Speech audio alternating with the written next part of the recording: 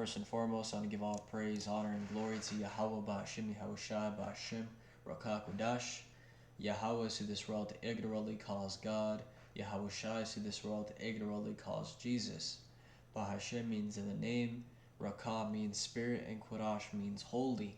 And that's all in the Paleo Hebrew. Also want to give double honors to the elder bishops and apostles of Great Millstone that taught me this truth. In today's video, I wanted to go into the mystery of the Gentiles. Okay, and this whole thing about the Gentiles, it's a mystery. And that's why, these so-called Christians, these so-called Catholics, this world cannot understand it. Because it is a mystery. And a mystery is something that the masses do not have. And like this gospel, like this truth. So, what is the mystery of the Gentiles? Romans 11 and verse 25, it says, "For I would not, brethren, that you should be ignorant of this mystery, lest ye should be wise in your own conceits, that blindness in part is happened to Israel, until the fullness of the Gentiles be come in. And so all Israel shall be saved, as it is written, there shall come out of Zion the deliverer, and shall turn away ungodliness from Jacob." Right? And Yahushua is coming to save his people, okay, as it says in Matthew. And the mystery is, who are those Gentiles? Okay, so first thing we have to do is we have to establish what is the definition of a Gentile. And the Google definition will tell you a person who is not Jewish, or a Jew. And that's one of the definitions. And let's actually search it up on here. We'll get a better answer. Romans 2 and 9. Let's see what Gentile means. Helen. It sees a Greek either by nationality, whether a native of the mainland or of the Greek islands or colonies. In a wider sense, the name embraces all nations, not Jews, that made the language, customs, and learning of the Greeks their own. The primary reference is to a difference of religion and worship. And this right here is a complete fabrication. Right, this was all on point until this part. Right, why did they exclude the Jews? The reason is because that would open up the understanding. The understanding of a Gentile, I'm going to put it simple, it has two definitions. You have a natural Gentile, which is a person that's not an Israelite. So like an Edomite, an Ishmaelite, a Moabite, that's a Gentile. And then you have a spiritual Gentile, which is this right here. It's an Israelite that has made the language, customs, and learning of the Greeks their own. Right? Israelites that were scattered into these Greek cities and grew up being Greeks. They were seen by the Jews who knew who they were as Gentiles. They were called Greeks. Okay, and that is the whole mystery, is that when these letters are written to Colossians, Philemon, written to Corinthians, Galatia, Ephesians, Romans, right? Paul is writing to the Israelites in those cities. Okay, that's who he is talking to, the Israelites that are scattered. And it says in 1 Peter 1 and 1, Peter, an apostle of Yahushua HaMashiach, to the strangers scattered throughout Pontus, Galatia, Cappadocia, Asia, and Bithynia. Right, this is a salutation. This is who the whole letter of Peter is for, is those strangers, aka Israelites, who were scattered throughout all these regions. Okay, let's read James 1 and 1. James 1 and 1, James, the servant of God and of the Lord Yahushua HaMashiach, to the 12 tribes which are scattered abroad, greeting. Right, those are those Gentiles. Let's get another one. I believe it's John 7 and 35. Right, John chapter 7 and verse 33. It says, "Then said Yahushua unto them, Yet a little while am I with you, and then I go unto him that sent me.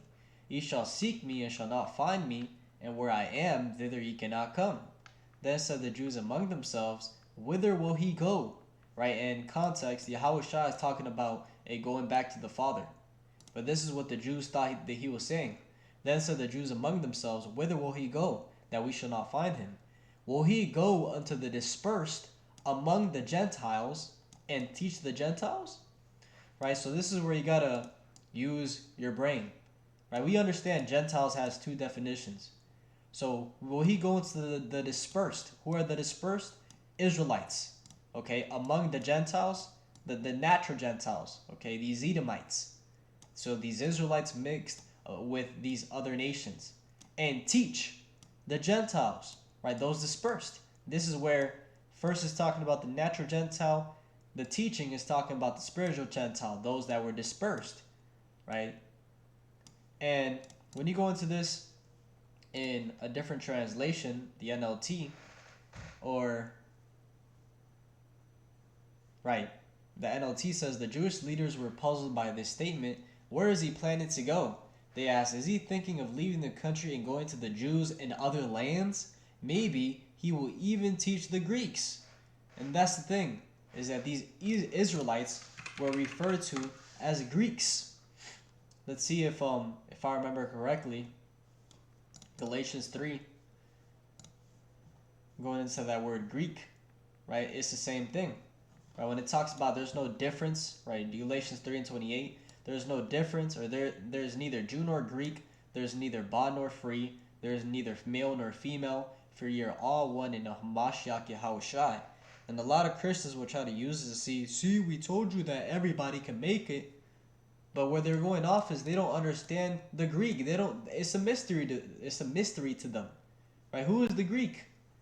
And the answer is what we read: an Israelite that made the language, customs, and learning of the Greeks their own. That's all it was talking about. Okay, Yahushai, or Paul speaking there, he was going into how, hey, if you were an Israelite who knew all the laws, statutes, and commandments, and you had faith, guess what? You're the same as an Israelite who was following the Greek ways and had faith in Yahushai too. Okay, you are now both equal, because salvation is now based primarily on faith. Okay, that's how we're going to make it, is on faith. Now, Paul makes a distinction on that in Romans chapter 3 and verse 30. It says, seeing it is one God which shall justify the circumcision by faith and uncircumcision through faith. Right? The circumcision being those Jews who knew who they were, right? They were circumcised. The uncircumcision, those Israelites who weren't circumcised because they grew up being Greeks. But both were going to be justified through faith. Verse 31, do we then make void the law through faith? God forbid. Yea, we establish the law. So just because we're going to be saved by faith, it doesn't mean we completely abolish the law. We don't follow the commandments. Okay, we still follow them. We establish them. So Paul made that real clear that, hey, that's why it says faith and works. Right? Faith without works is dead. So keep the commandments to the best of your ability and have faith in Yahushai. And when you go into Revelation chapter 18, it talks about those that make it are going to be following that formula. Revelations 18 and 20. Oh no. Revelation 14 and 12. Revelation 14 and 12. Here's the patience of the saints. Here are they that keep the commandments of God and the faith of Yahushai. Right? So that's what the saints are going to do, is keep the commandments and have faith. So I think the point has been established there. Straight quick hits and breaking down the mystery of the Gentiles. Right? The Gentiles is talking about the Israelites who were scattered. Right? That simple. So hopefully it was edifying. With that, I would give all praise, honor, and glory to Yahweh Ba'Hashem Yahushua Ba'Hashem Rakah Kodash, and double honors to the elder bishops and apostles of Great Millstone that taught me this truth. Shalom to your elect. Shalom.